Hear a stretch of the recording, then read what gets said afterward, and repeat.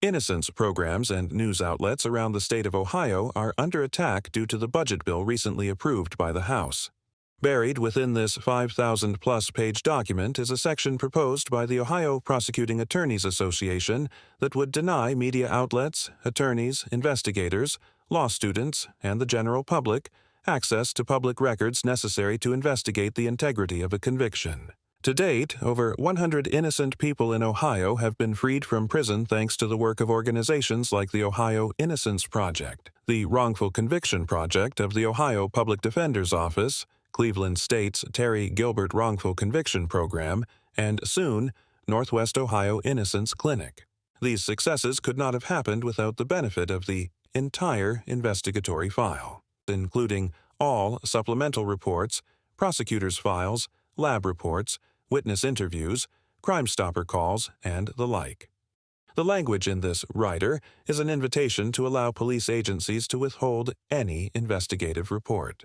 All they will need to do is label it attorney or investigatory work product, and it could remain hidden, possibly forever. These changes to the Sunshine Law were proposed by the Ohio Prosecuting Attorneys Association. The head of that organization says the changes are, in part, to protect witnesses and victims.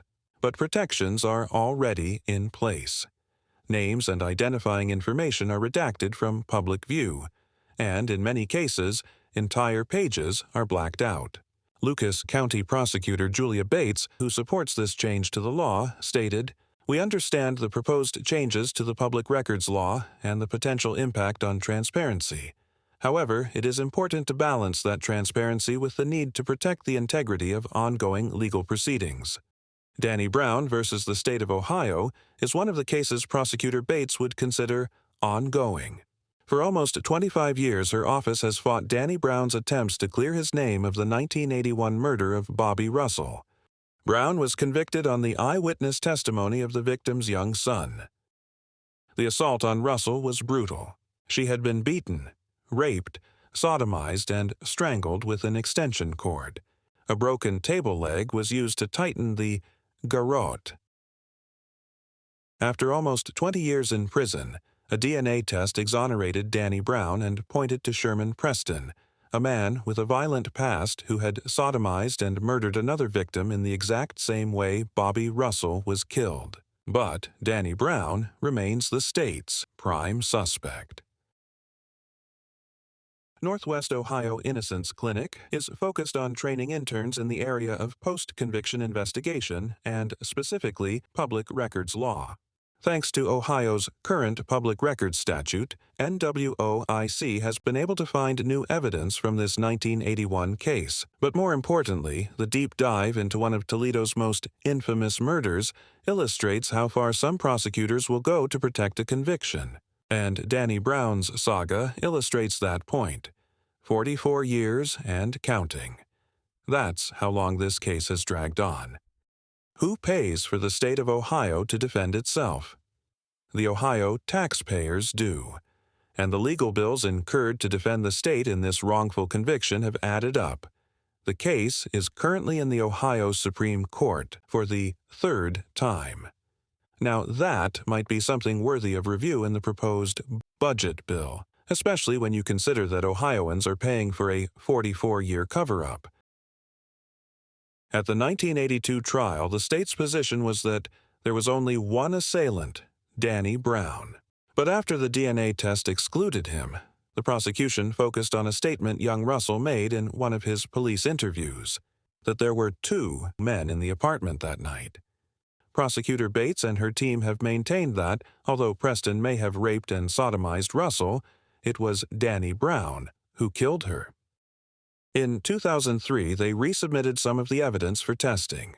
A key, used by the assailant to enter the apartment, yielded a match to somebody in the criminal database. Somebody other than Danny Brown or Sherman Preston. A 2007 phone log from BCI showed that the prosecutor ruled out this person as a viable suspect. NWOIC has been trying for months to obtain the investigatory report on this suspect. The prosecutor's office has yet to disclose it. Nor have they disclosed what appears to be perjured testimony. The brutality inflicted on Russell begged the question, what kind of person could do this? Danny Brown did not have a history of violence. Certainly nothing that would explain the horrors done to Russell. The state's case would be much stronger if somebody could provide motive. That somebody was prosecution witness Randolph Lee McCoy, who testified to witnessing Brown's violent behavior. He said the victim had called him to her place on 2 occasions to, in essence, rescue her from Brown, who was throwing her things around. He said that Danny was rowdy and upset with Bobby Russell because she wouldn't give him money. McCoy also stated that he was asked to take Brown away because he was trying to move in with her. And he intimated that Bobby had called the police on Danny. In her final argument, Prosecutor Franks painted a picture of a violent, out-of-control defendant, capable of the brutality inflicted on Bobby Russell. 43 years after that trial, investigators are trying to learn what prosecutors did or did not know about this witness, and if perhaps a deal had been made with him. Bobby Russell was murdered on December 5, 1981. McCoy testified that there were 2 instances, both around Thanksgiving of that year, when he was called to her place to remove the out-of-control Danny Brown.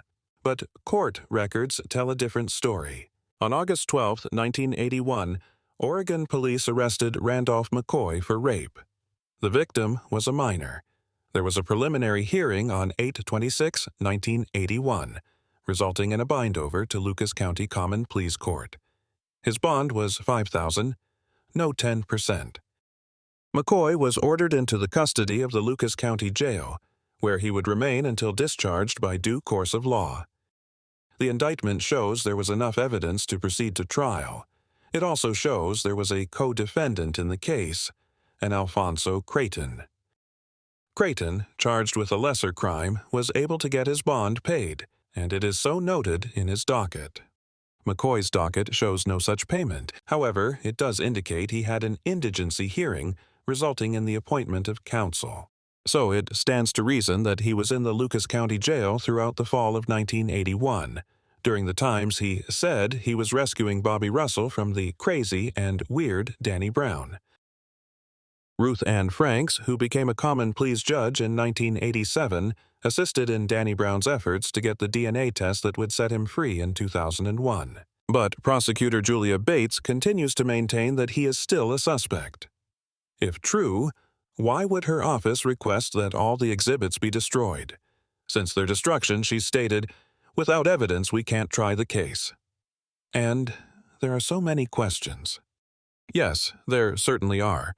As a young assistant prosecutor, Julia Reinberger Bates represented the state in the 1981 rape trial of Randolph Lee McCoy, which resulted in an acquittal. Question: how did he become a witness for the prosecution in the case against Danny Brown? That answer might be contained in a 2001 interview with McCoy that the prosecution deems law enforcement privilege. Really? Is this how we protect the integrity of ongoing legal proceedings? Or are the changes to the public records statute actually meant to protect a bad conviction? Hiding the truth is not only a waste of taxpayer money, it is a risk to public safety. Keep public records public.